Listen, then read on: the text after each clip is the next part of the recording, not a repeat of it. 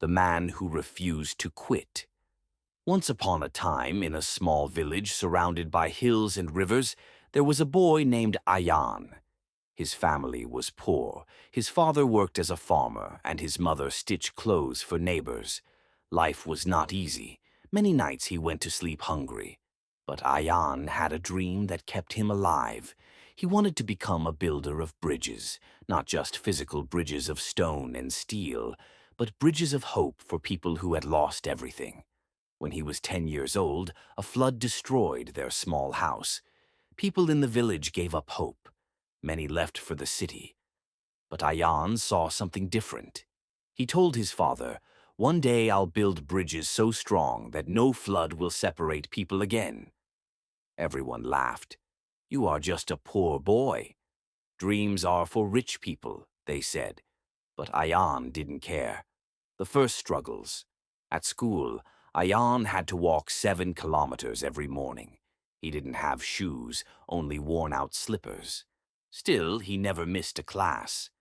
He sat in the front row, listened carefully, and borrowed old books from seniors.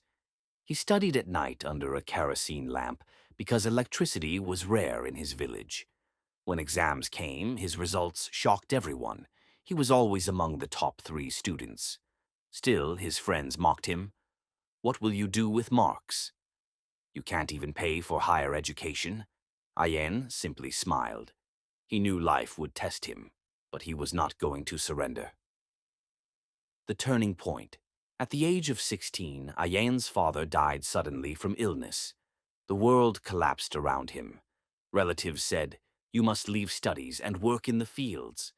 But his mother held his hand and whispered, "If your father were alive, he would want you to keep studying." "Don't quit, my son."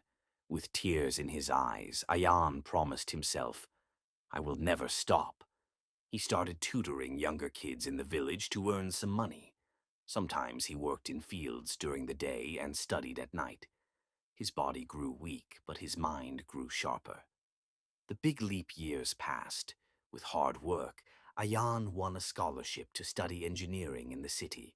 For the first time, he left his village. The city was overwhelming.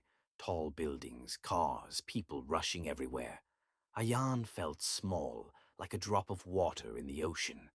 At college, students wore branded clothes, carried expensive laptops, and spoke fluent English. Ayan felt inferior. Some laughed at his accent, his old bag, his simple food. But instead of breaking, he used their laughter as fuel. He spent hours in the library, studied extra books, and practiced English by talking to himself in the mirror. Slowly, he became confident. Failure after failure. In his third year, Ayan designed a new type of low-cost bridge that could be built quickly during floods. He presented it at a competition, but the judges rejected it. Impossible, impractical, they said. Ayan felt crushed, but then he remembered his father's voice inside his heart. "Don't stop." He improved the design, tested models, failed again, and rebuilt. Dozens of failures came, but each failure became a stepping stone, the breakthrough. After years of struggle, Ayan finally built a working model. His design was selected for an international exhibition. For the first time, he traveled by airplane to another country. He was nervous, but when he explained his idea, people listened in silence. Then applause filled the hall. Soon, governments and organizations wanted to use his bridges. His invention saved thousands of lives during floods in different regions. Ayan became famous. But when journalists asked him, "What's your biggest achievement?" he replied with a smile, "My biggest achievement is not building bridges. My biggest achievement is that I never quit when everyone told me to quit." Lesson. Ayan's story reminds us, you don't need to be rich to dream big.